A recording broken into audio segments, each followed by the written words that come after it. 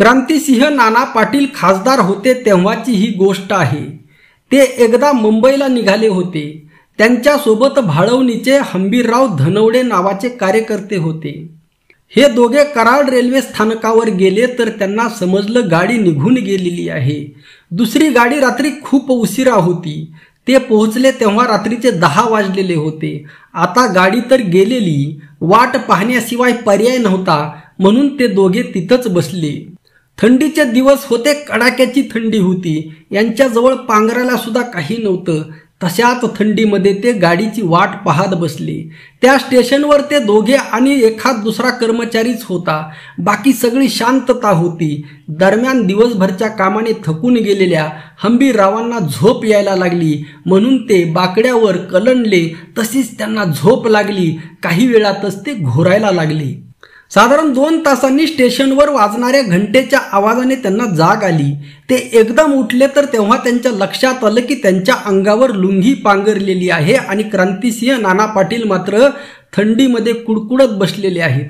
त्यांनी त्यांच्या अंगावरील लुंगी झोपलेल्या हंबीररावांच्या अंगावर टाकली होती आणि स्वतः थंडीत बसलेले।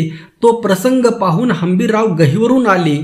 अण्णा, असं का केलंस? माझ्या अंगावर लुंगी टाकून तुम्ही थंडीमध्ये कुडकुडत बसलाय?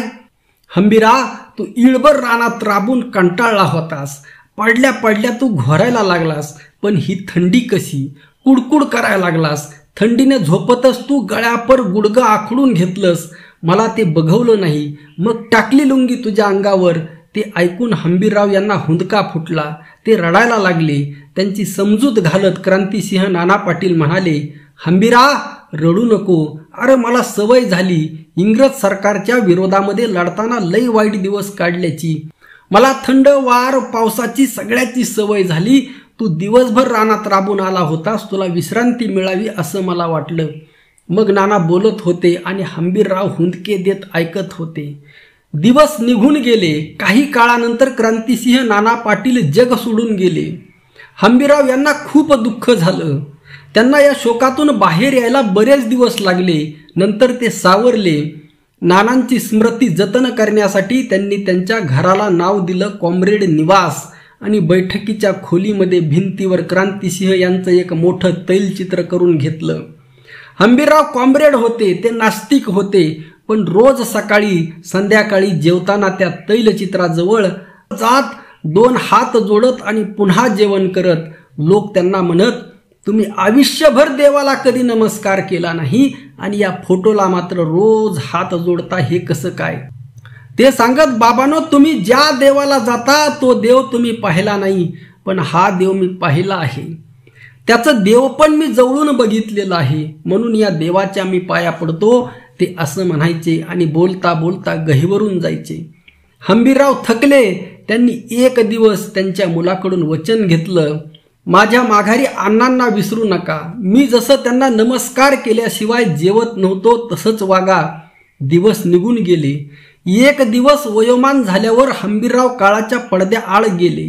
आता कॉम्रेड निवास तसंच आहे। बैठकीच्या खोलीमध्ये असणारा क्रांतिसिंह नाना पाटील यांचा फोटो, सकाळी जेवणाची वेळ झाली की त्या घरातील कर्ता माणूस त्या फोटो समोर येतो, फोटोचं दर्शन घेतो आणि मगच जेवण करतो। हंबीरराव धनवडे यांनी मुलाला दिलेले वचन आजही त्या घरामध्ये पाळलं जातंय। उद्याही त्यांची नातवंड ही जित्या देवाची आठवण जगवतील।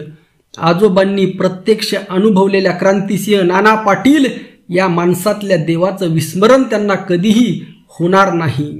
मित्रांनो, क्रांतिसिंह नाना पाटलांची आज जयंती आहे। लक्षात ठेवा, आता क्रांतिसिंह नाना पाटील म्हणजे प्रत्यक्ष देव। ज्या देवाची संकल्पना जगद्गुरु श्री संत तुकाराम महाराजांनी गाथेमध्ये मांडलेली आहे, तो देव म्हणजे क्रांतिसिंह नाना पाटील होय। जे का रंजले गांजले त्यासी म्हणे जो आपुले, तोची साधू ओळखावा देव तेथेची जाणावा।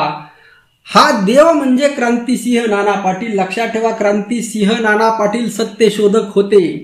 क्रांतिसिंह नाना पाटील कॉम्रेड होते, परंतु लक्षात ठेवा त्यांचं हृदय हे अगदी साधूचं हृदय होतं। म्हणजे लक्षात ठेवा, देव नेमका कुठं आहे हे माणसाला ओळखता आलं पाहिजे।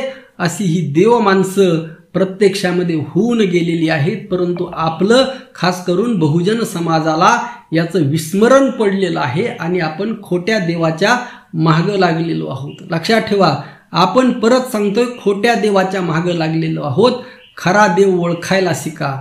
खरा देव नेमका कसा असतो ते पाहायचं असेल तर क्रांतिसिंह नाना पाटील यांचं चरित्र वाचा. तुम्हाला लक्षात आल्याशिवाय राहणार नाही. आज क्रांतिसिंह नाना पाटलांची जयंती, या निमित्त त्यांना कोटी कोटी विनम्र अभिवादन.